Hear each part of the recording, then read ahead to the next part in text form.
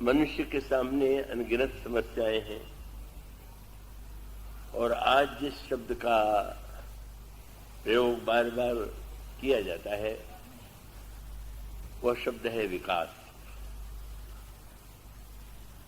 और वो जो आप समाचार पत्रों में जिस शब्दावली को पढ़ते होंगे उसमें सारे विश्व का विभाजन किया गया विकसित और विकासशील। कुछ देशों को विकसित के रूप में प्रस्तुत किया गया और कुछ ऐसे हैं जो विकास की दिशा में बढ़ रहे हैं। यह जो विकास शब्द है ये तो समाज के लिए और व्यक्ति के लिए परम आवश्यक है, लेकिन विकास का जो एक व्यापक अर्थ है और पहले दिन जो श्रोता रहे होंगे वो तो थोड़ी इतनी संख्या तो थी ही नहीं, उसमें उसका सूत्र यही है कि हम लंका की तरह विकास चाहते हैं कि अयोध्या की तरह विकास चाहते हैं।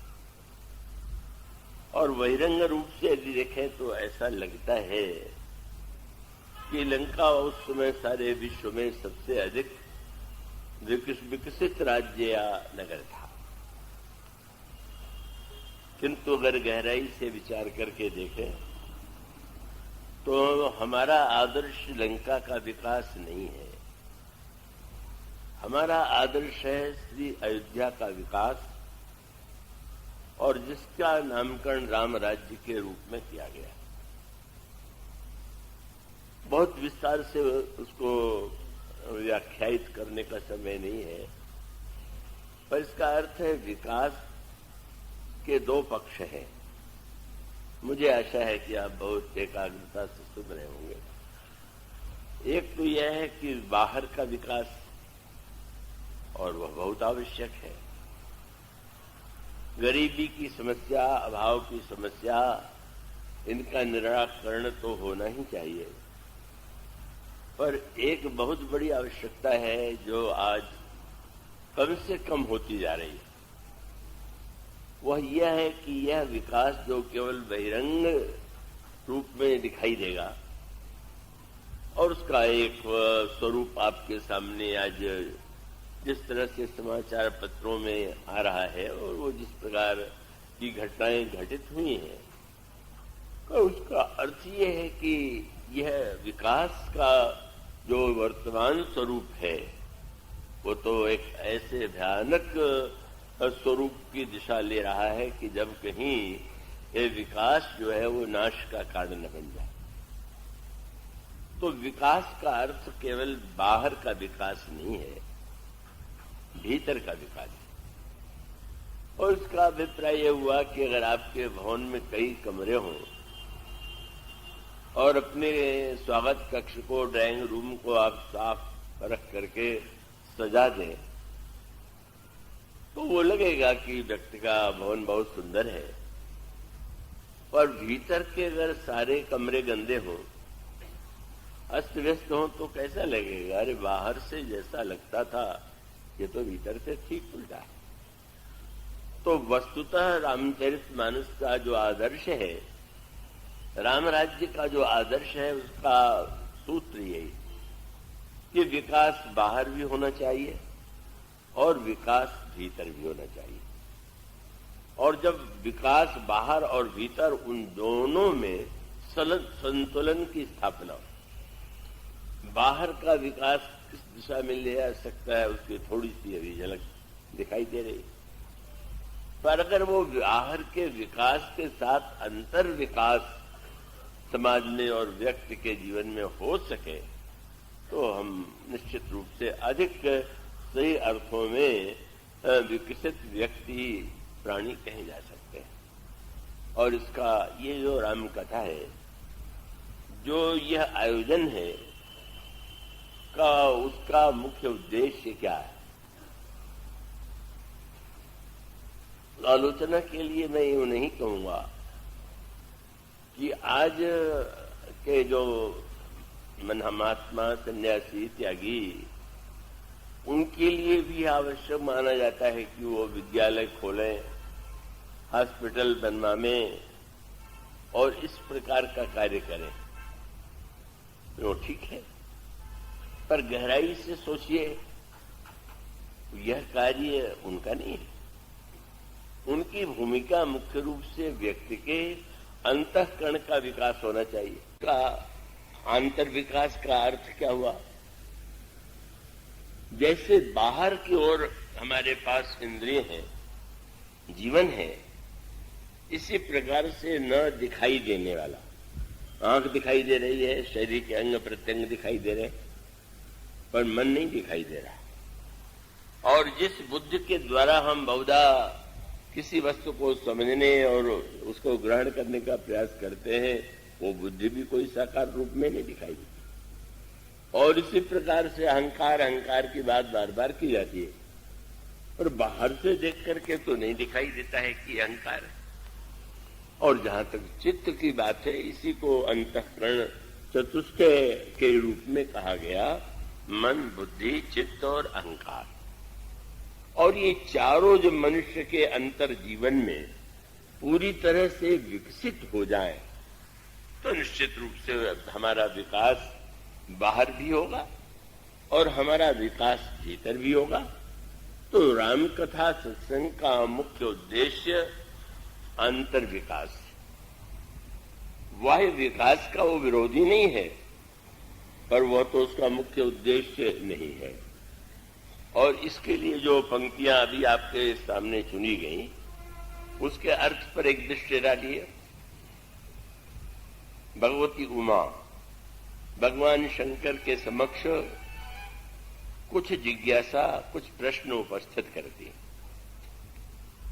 और वे पूर्व में जब वे सती के रूप में विराजमान थीं, तब उनके अंतर मन में जो समस्याएं बुद्धि में और अहंकार से जुड़ी हुई जो समस्याएं, और जिसकी अंतिम परिणति ये हुई कि सती जी को अपने शरीर को यज्ञाग्नि में समाप्त कर देना पड़ा और वे जन्म लेती हैं पार्वती के रूप में।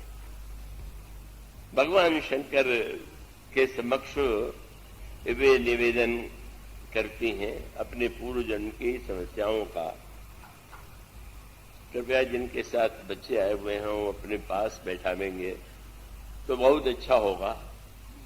मैं जोधपुर गया तो जैसे नाटक वाटक में बच्चे आगे बैठा दिए जाते हैं, इसी प्रकार से बच्चे बहुत बड़ी संख्या में आए तो 2-4 दिखाई रहे आगे और श्रोता पीछे। तो मैंने कहा कि भाई बच्चे तो पीछे रखे जाएं या न लेके आवे। तो एक सज्जन ने खड़े होकर के कहा कि ये तो आपका कहना ठीक नहीं, बच्चे तो भगवान का रूप हैं, आप उनके रहने में ऐसा बुरा क्यों मान रहे हैं? मैंने कहा बच्चे भगवान के रूप हैं, इसीलिए तो उनको कथा सुनने की आवश्यकता नहीं। भगवान कथा सुन के क्या करेंगे? आप स्वयं सुनिए और सुनने के बाद आप उसका लाभ लीजिए। तो कृपया बच्चे जिनके साथ वो अपने पास बैठा में उनको एक अलग सभा करने की अनुमति न दे दे, ये मेरा अनुरोध है।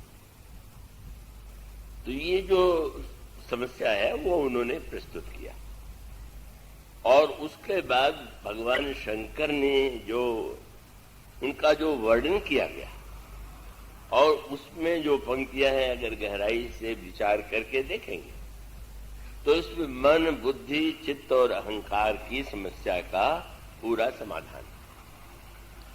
और ये समाधान कैसे होगा?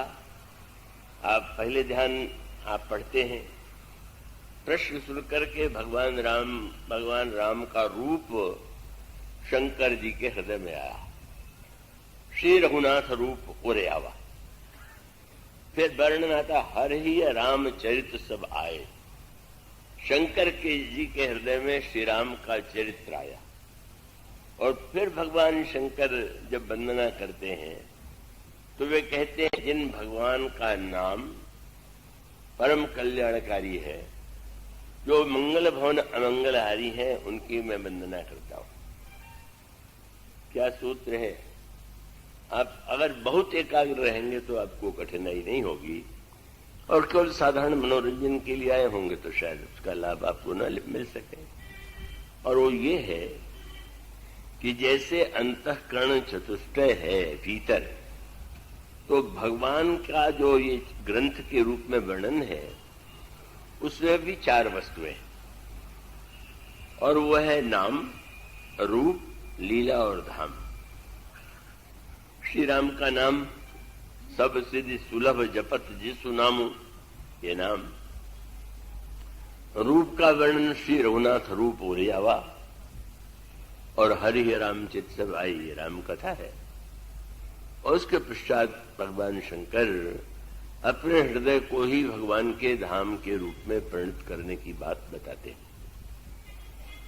मनुष्य का अभिप्राय ये है कि आप अगर मन बुद्धि चित्त अहंकार का सही अर्थों में विकास चाहते हैं तो वो एक पद्धति बताई गई, और वो पद्धति आपको यदि प्रिय लगे तो निश्चित रूप से आपके अंतःकरण का विकास होगा, और बाहर का विकास तो होना ही चाहिए। वो अपने अपने ढंग से प्रयास चल रहा है, उसकी चर्चा या आलोचना करने की आवश्यकता नहीं।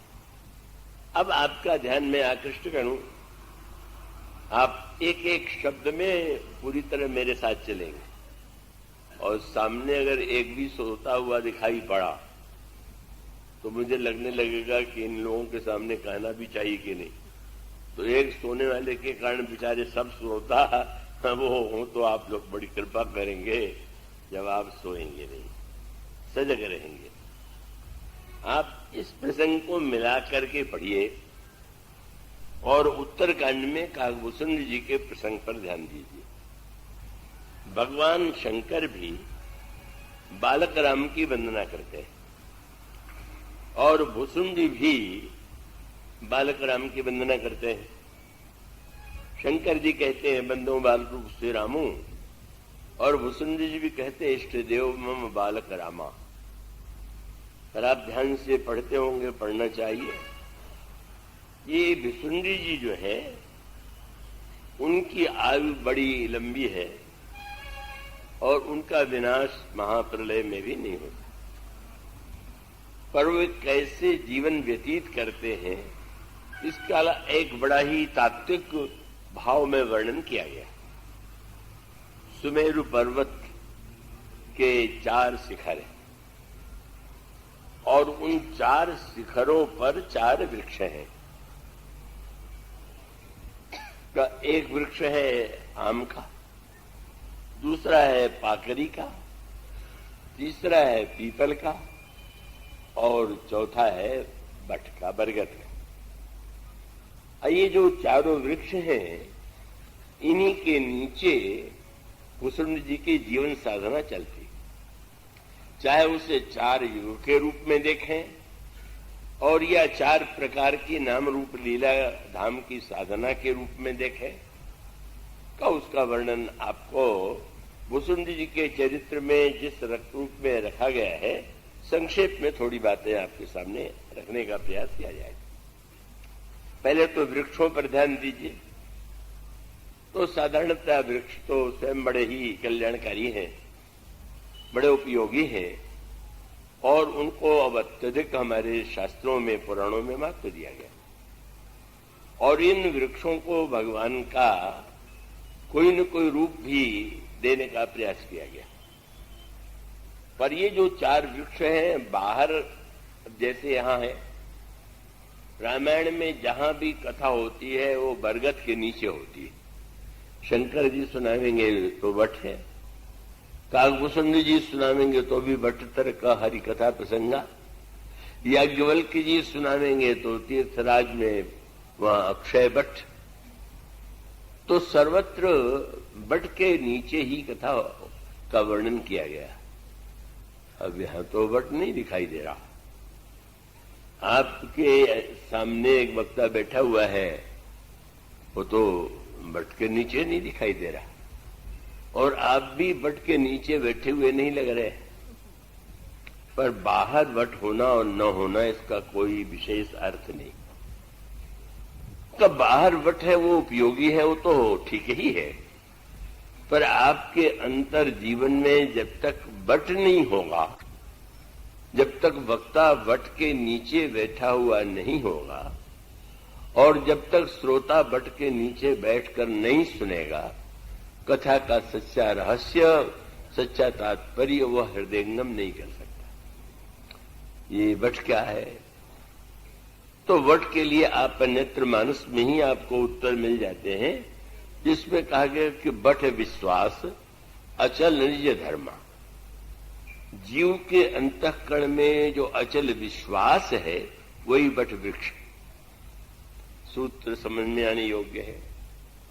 अगर बोलने वाले वक्ता के अंतःकरण में विश्वास ही न हो, केवल किसी ग्रंथ से कहीं से पढ़ करके रटे रूप में कह दे, और जो कह रहा है स्वयं उसके ऊपर आस्था न हो, तो क्या उसके कहने का तात्पर्य? और सुनने वाला भी बैठे हुए अगर कुतर्क ही करता रहे, उसको खंडन मंडन की दृष्टि से ये सही नहीं वो सही नहीं, तो उसका परिणाम होगा कि वो भी सुनने का आनंद नहीं लेगा। इसलिए विश्वास के द्वारा कहा जाए और विश्वास में बैठ करके यदि सुना जाए, तब कहीं जाकर के वो चरित्र और कथा का जो रहस्य है उसे हम हृदयंगम कर सकते हैं।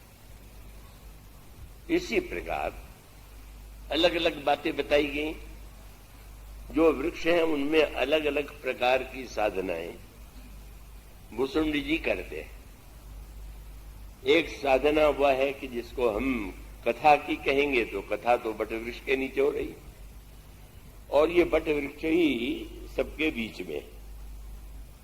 तो उसका अभिप्राय है कि कथा के द्वारा ही आपको भगवान के नाम की महिमा, रूप की महिमा, धाम और लीला की महिमा का बोध होता है, इसलिए वो केंद्र में।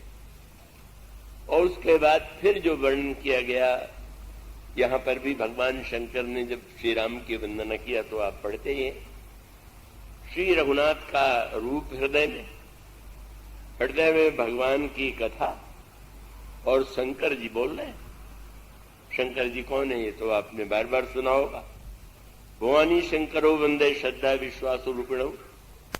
विश्वास बोल रहा है और पार्वती श्रद्धा है, वे सुन रहे। विश्वास से बोला जाए, श्रद्धा से सुना जाए, तो उसका सही सही उपयोग और लाभ जीवन में हो सकता है। इसलिए मानो इसका अभिप्राय है, स्वयं भुसुंडी जी ने अपनी जो आत्मकथा सुनाई उसको एक विशेष अर्थ दिया गया। आपका ध्यान उस पर न गया हो तो मैं दिला दूं कि काग भुसुंडी जी और उसके साथ साथ उनके श्रोता जो गरुड़ जी हैं, दोनों पक्षी। तो पक्षी का एक अर्थ तो है कि जो उड़ने वाला पक्षी है, पंख जिसके हैं उसको हम कहते हैं पक्षी। और दूसरा पक्ष का आंतरिक अर्थ ये है कि जिसके अंतःकरण में किसी के प्रति पक्षपात है, मान्यता के प्रति, किसी संप्रदाय के प्रति, क्रियाकलाप के प्रति, वो मानो पक्षी। पक्षी का संवाद माने बहुधा जब पक्षी मिलकर आमने सामने होते हैं तो विवाद शुरू हो जाता है। क्यों? आप अपने पक्ष को ठीक बतावेंगे, सामने वाला अपने पक्ष को ठीक बतावेगा, और प्रारंभ तो होगा थोड़ा धीरे धीरे, और बाद में संस्कृत में बड़ा प्रसिद्ध वाक्य है कि अब बोलते बोलते और कुछ नहीं रह गया तो शेषम क्रोधे न पूरे, फिर क्रोध कर आ गया, और क्रोध कहां तक ले जाए इसका कोई ठिकाना नहीं। तो पक्ष ये मानव स्वभाव का एक स्वरूप है। कितनी भी बात आप निष्पक्षता की कीजिए, पर वो बुद्धि से आप निष्पक्ष बनने का प्रयास कर सकते हैं, पर मन में तो पक्षपात होता है, तो क्या किया जाए। इसलिए रामायण में पहले तो लोमस जी और ये महर्षि लोमस और भुसुंडी जी के बीच में विवाद हुआ, और विवाद के बाद फिर राम कथा की बात आई। राम कथा बने संवाद।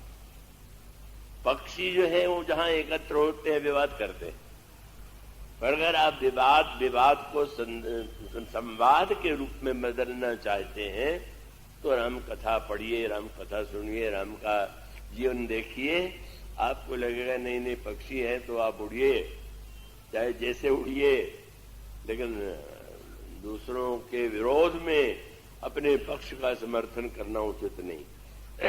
और इसलिए बहुत बढ़िया बात,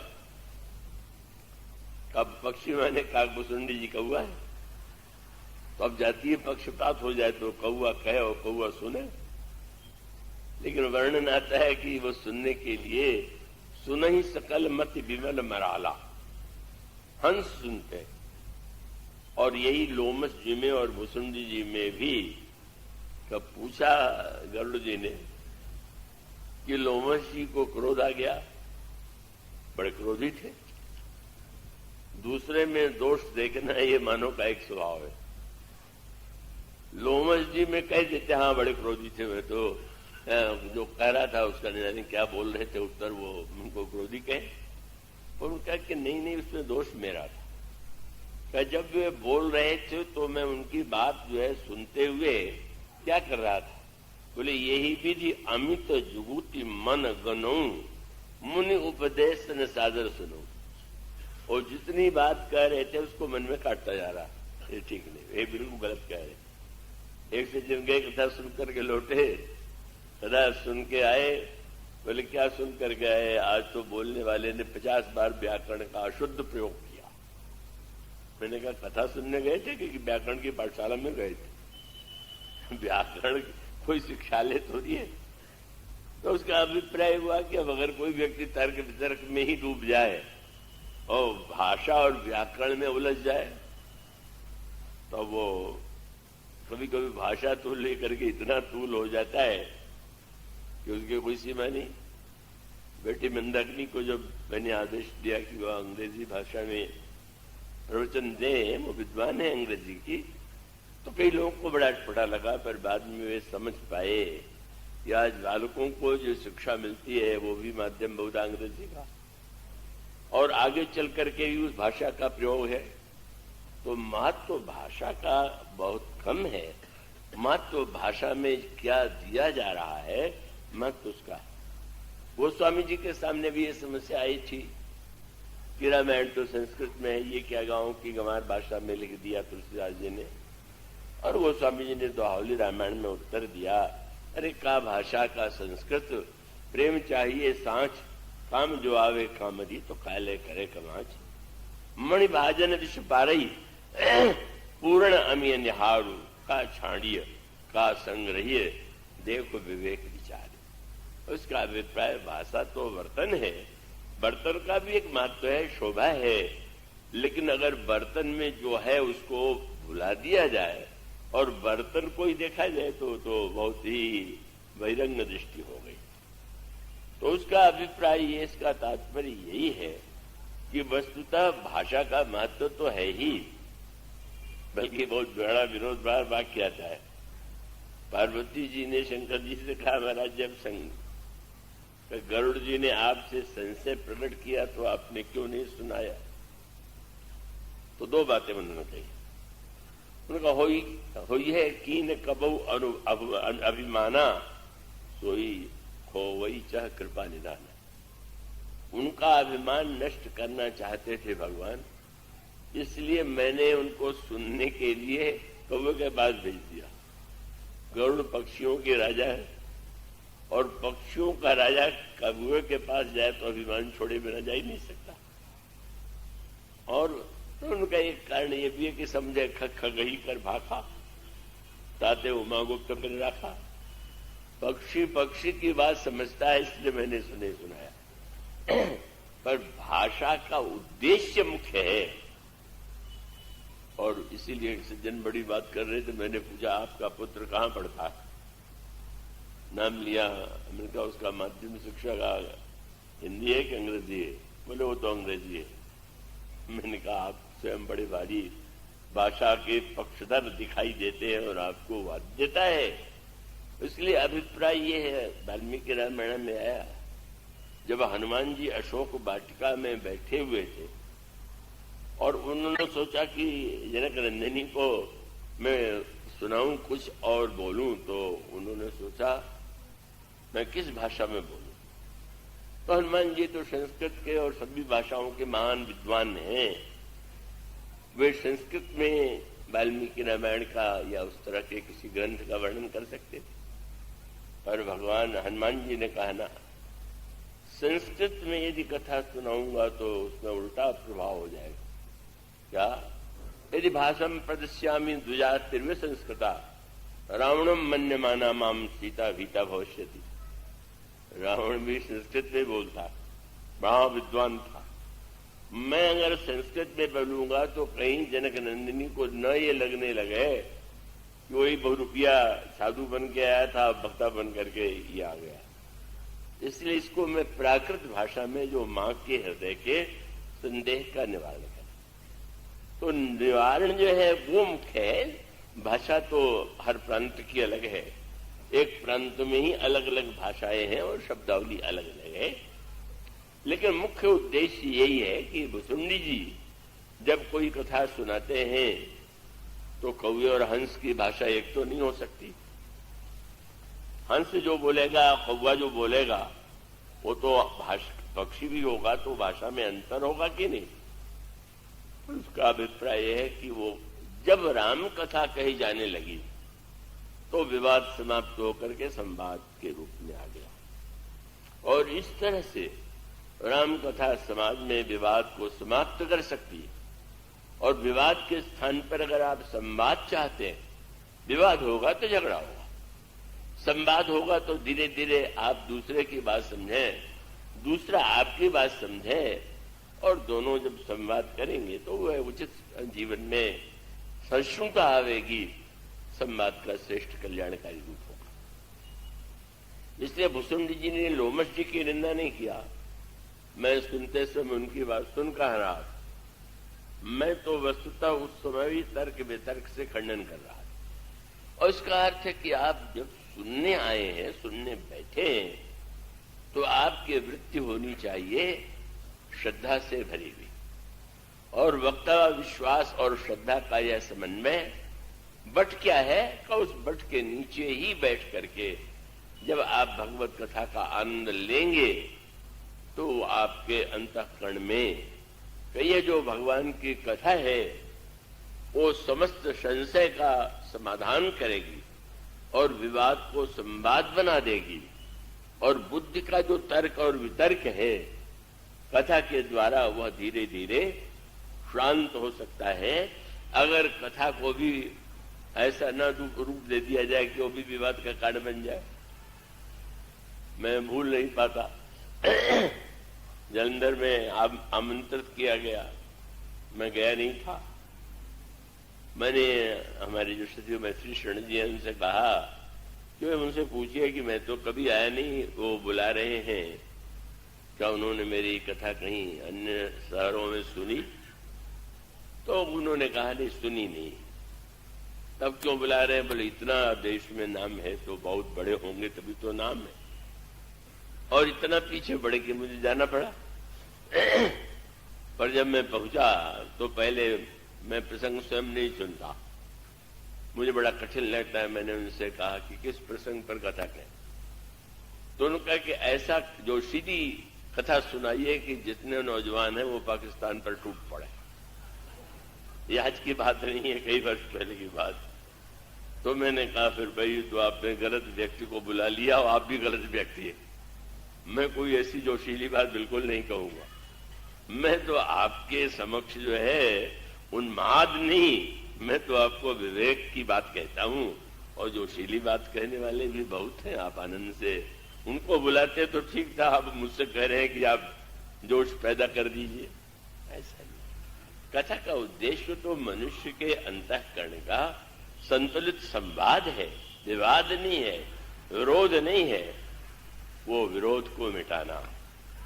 इसलिए बरगद के नीचे विश्वास पूर्वक जब आप कथा कहेंगे, सुनेंगे और आप अपनी बुद्धि का उपयोग श्रद्धा के रूप में करेंगे तो आपकी बुद्धि का विकास होगा और बुद्धि के जो दोष हैं वो धीरे धीरे मिट जाएंगे। ये भगवान के कथा के द्वारा बुद्धि को लगाइए, कान से और मन से सुनिए और बुद्धि से समझिए और चित्त के द्वारा जीवन में धारण कीजिए। यही कथा का उपयोग।